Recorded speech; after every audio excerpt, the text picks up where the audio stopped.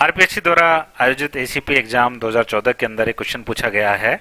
Question इस तरह से है, which one will generate an error. तो यहाँ कुछ कमांड दी गई हैं, इनमें से आपको बताना है कि कौन सी कमांड में गलती है, कौन सी कमांड आपको एरर जनरेट करेगी, ये आपको बताना है। आंसर को जानने से पहले हम जो क्वेरी का स्ट्रक्चर होता है उसको समझ लेते हैं।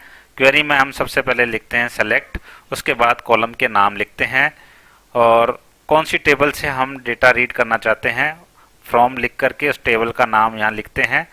और अगर कोई कंडीशन देना चाहते हैं तो फ्रॉम के जस्ट बाद हम कंडीशन दे देते हैं कि इस कंडीशन के आधार पर हम इन रोज को रीड करना चाहते हैं, इनमें ये कंडीशन है। उसके बाद अगर आपको डेटा को ऑर्डर करना है या डिसेंडिंग या असेंडिंग जब अरेंज करना है तो ऑर्डर बाई का आप इस्तेमाल करते हैं और इसके लिए आप कॉलम का नाम दे देते हैं कि इस कॉलम के आधार पर ये उस पूरे के पूरे टेबल को शॉर्ट कर दे। अब उसके बाद ग्रुप बाई का हम इस्तेमाल करते हैं। अगर हमें कोई इंफॉर्मेशन ग्रुप के हिसाब से देखनी हो, जैसे नेम वाइज देखनी हो या फिर क्लास वाइज देखनी हो, तो हम ग्रुप बाई का इस्तेमाल करते हैं और जिस कॉलम के हिसाब से हम ग्रुप करवाना चाहते हैं उस कॉलम का नाम हम यहाँ लिख देते हैं। इसके अलावा लास्ट में होता है हैविंग कंडीशन। कोई कंडीशन के आधार पर आप ग्रुपिंग करना चाहते हैं तो हैविंग कंडीशन का आप इस्तेमाल करते हैं। तो ये मेन स्ट्रक्चर होता है एक क्वेरी का। इस स्ट्रक्चर में अगर कोई चीज़ लिखी हुई है तब तो वो क्वेरी सही है, अदरवाइज वो स्टेटमेंट गलत होगी। तो चलिए ऑप्शन नंबर 1 जो यहाँ लिखा हुआ है इसको चेक कर लेते हैं। सेलेक्ट से शुरू हो रहा है, यहाँ पे भी सिलेक्ट से शुरू हो रहा है।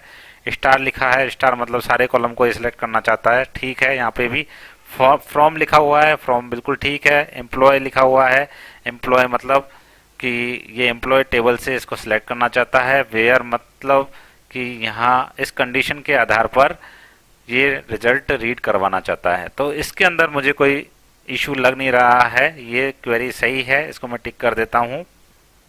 अब ऑप्शन नंबर 2 की बारी। ऑप्शन नंबर 2 देख लेते हैं। अब सेलेक्ट लिखा हुआ है, बिल्कुल सही है, सिलेक्ट से ही शुरू होना चाहिए। उसके बाद एम्प्लॉय आईडी, एक कॉलम का नाम लिखा हुआ है, हम एम्प्लॉय आईडी कॉलम को सिलेक्ट करना चाहते हैं। फ्रॉम लिखा हुआ है, टेबल का नाम लिखा हुआ है, इस टेबल से हम एम्प्लॉय आईडी को सिलेक्ट करना चाहते हैं। वेयर लिखा हुआ है और एम्प्लॉय आईडी का कंडीशन दी हुई है, एम्प्लॉय आईडी ये ही होनी चाहिए। तो यहाँ पे भी मेरे को कोई दिक्कत इसके अंदर लग नहीं रही है, ये भी ऑप्शन सही ही प्रतीत हो रहा है। अब आते हैं ऑप्शन नंबर 3 पर। यहाँ सबसे पहले सिलेक्ट से शुरू हो रहा है, ठीक है।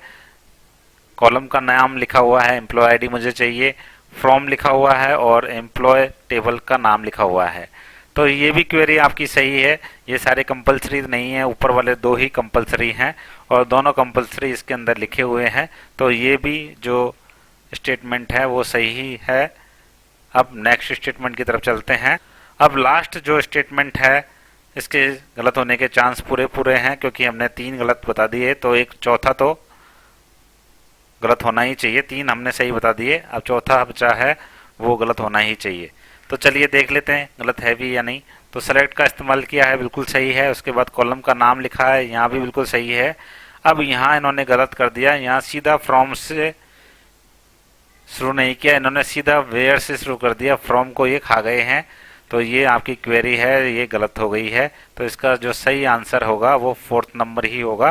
कि कौन सी में एरर जनरेट करेगा, ये 4th नंबर का ऑप्शन आपका एरर जनरेट करेगा।